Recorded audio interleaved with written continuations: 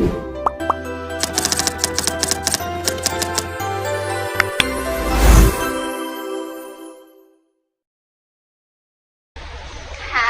guys, halo teman-teman semuanya.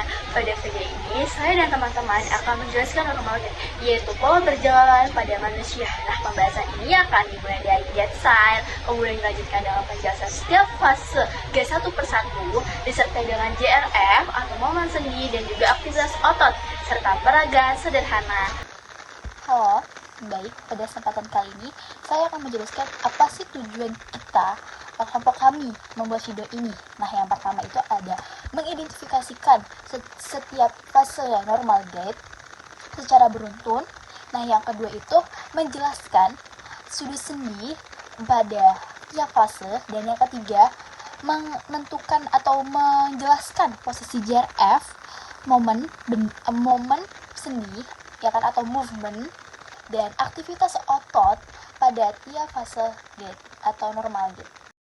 Oke, di sini saya akan menjelaskan mengenai gait cycle, di mana dalam pola berjalan, satu rangkaian langkah dimulai saat tumit atau heel menyentuh ground, lalu berakhir ketika heel yang sama menyentuh ground kembali, atau disebut dengan stride length.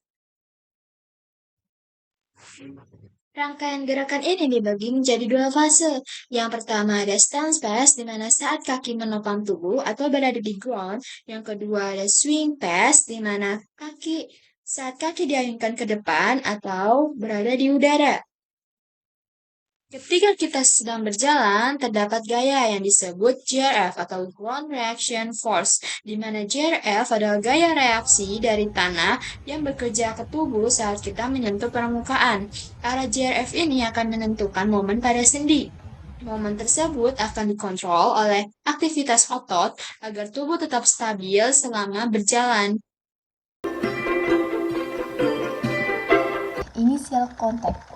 Pada saat tumit menyentuh lantai, sendi hip berada dalam fleksi 30 derajat, lutut hampir lurus atau ekstensi penuh, dan ankle dalam posisi netral. Sedangkan JRF berada di depan hip yang menimbulkan momen fleksi, di depan lutut yang menimbulkan momen ekstensi, tetapi pada ankle JRF berada di posterior ankle sehingga terjadi momen plantar fleksi. Untuk muscle activity, otot pretibial seperti tibialis anterior bekerja mempertahankan ankle, sementara gluteus maximus dan hamstring aktif menstabilkan hip dari momen fleksi tersebut. Lalu loading response, tubuh mulai menerima berat badan sepenuhnya. Lutut sedikit menekuk hingga sekitar 0-18 derajat untuk menahan benturan. Sementara ankle bergerak ke arah plantar flexion. Sekarang posisi JRF berada di belakang lutut sehingga menciptakan momen fleksi yang besar. Oleh karena itu, otot quadriceps bekerja dengan sangat kuat untuk tekukan lutut tersebut agar tidak jatuh. Fase selanjutnya adalah mid stand, di mana berat badan kita tepat berada di atas kaki tumpu. Ankle bergerak ke arah dorsifleksi sekitar 5 derajat, sementara hip menuju posisi netral dan lutut menuju posisi fleksi to extension karena posisi tubuh sudah maju.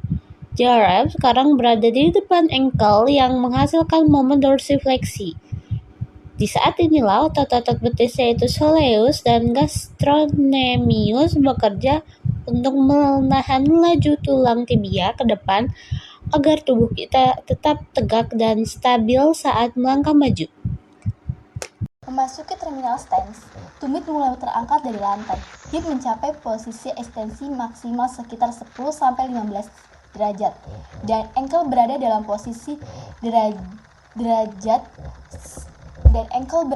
posisi dorsifleksi 5-7 derajat.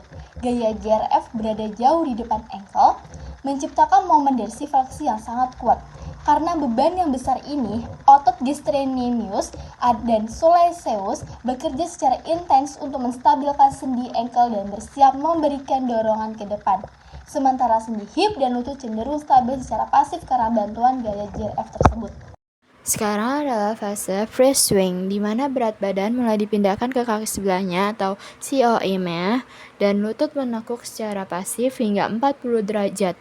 Meskipun GRF mulai berkurang, otot-otot plantar flexor memberikan dukungan melalui elastic recoil, sementara otot iliopsoas mulai berkontraksi untuk menarik paha ke depan memasuki fase pengayunan.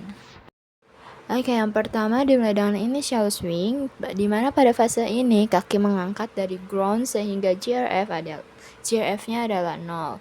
Dan sendi hip fleksi 20 derajat dan lutut menekuk maksimal hingga 60 derajat. Untuk memastikan kaki tidak menyentuh ground, dibantu oleh otot biceps femoris yang membantu menekuk lutut dan otot pretibial memulai dorsifleksi ankle. Selanjutnya adalah mid swing, di mana hip terus fleksi hingga 20-30 derajat, sementara lutut mulai bergerak menuju ekstensi. Hal yang paling serius di sini terjadi pada ankle, di mana otot tibialis anterior bekerja secara kuat untuk mengangkat ujung kaki ke posisi netral atau dorsifleksi. Aktivitas ini sangat penting agar jari-jari kaki tidak terseret di lantai saat kaki sedang mengayun maju. Fase terakhir adalah terminal swing, yaitu persiapan untuk mendarat atau menyentuh permukaan kembali, di mana knie bergerak lurus menuju ekstensi penuh dan ankle dipertahankan pada posisi netral. Di fase ini, otot hamstring memegang peran utama karena untuk menghentikan fleksi dan mengakhiri ayunan. Di saat yang sama, otot quadriceps mulai aktif untuk mengunci posisi lutut agar stabil sesaat sebelum tumit menyentuh ground kembali.